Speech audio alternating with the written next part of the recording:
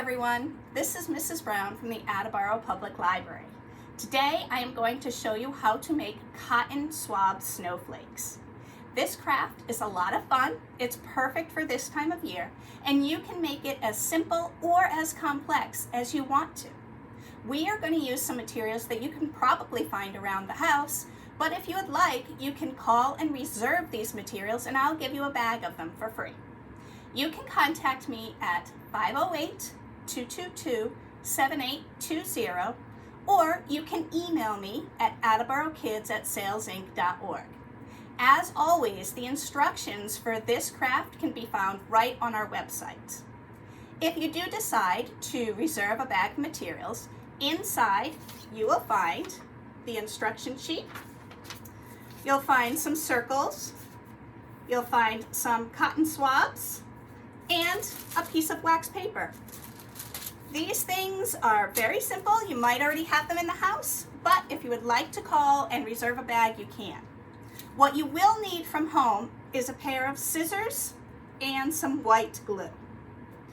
Now, what is it about snowflakes that fascinates us? There are so many different types of snowflakes, and they're really fun to make. The first one I'm going to show you, we're going to use one of the circles. So pick a circle, pick a cotton swab, and you're going to want to cut your cotton swabs. So you might need your adult's help with this part. And I will tell you that I noticed when I cut these cotton swabs, sometimes they go flying all over the place. I would recommend you cut a bunch of them before you get started so that you have them ready. You can cut them to any length you want. Just remember that snowflakes are symmetrical. What does that mean? Well, it means snowflakes are the same on both sides. So if you make it this way on this side, then you make it this way on the other side. They are symmetrical. The first thing you're going to do, you're going to take your white glue and put a dot of it right in the middle. Now, don't worry about using too much glue because white glue dries clear. So even if you use a little extra glue, when this is all dried and finished, then you won't be able to see it. So I put my dot of glue in the middle, and then I made a plus sign.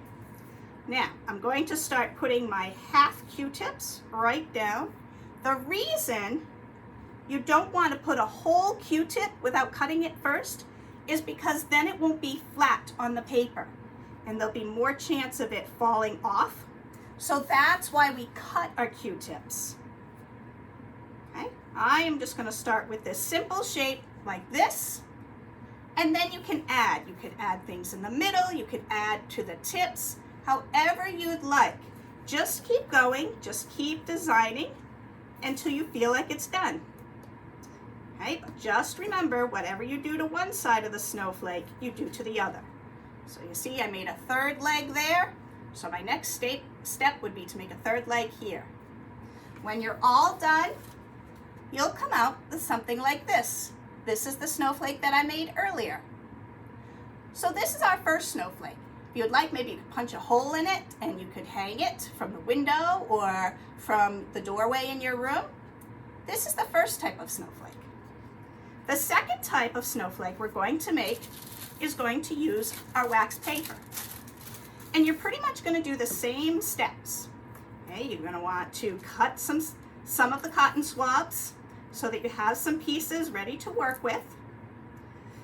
Now, the thing about the wax paper is that we are going to be able to peel the snowflake off. So you're going to do the same steps. You're going to start with a dot in the middle, and you're going to draw whatever shapes you want your snowflake to be, making sure that it's the same on both sides. Kind of like a butterfly, right? Butterflies are symmetrical. I'm going to start decorating it. Now, when you are done decorating your wax paper snowflake, you're going to have to let it sit and dry completely before you do anything else with it. Decorate your snowflake however you'd like on your wax paper and let it dry. I would let it even dry overnight. Once it is dry, Then you can slowly peel the wax paper away from your snowflake so that you get something like this.